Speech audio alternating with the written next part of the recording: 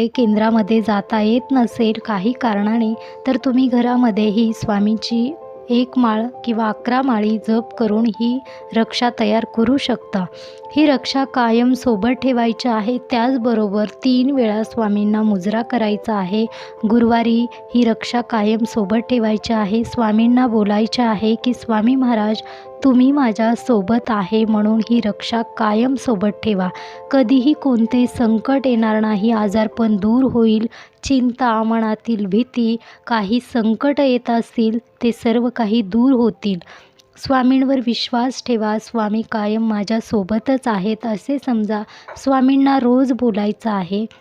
दररोज घराच्या बाहेर पडता तेव्हा तुम्ही स्वामींना दररोज एक वाक्य बोलायचं आहे. स्वामी माझ्यासोबत आहेत, तुम्ही मला माहिती आहे, म्हणून तुम्हाला ही रक्षा कायम सोबत ठेवायची आहे.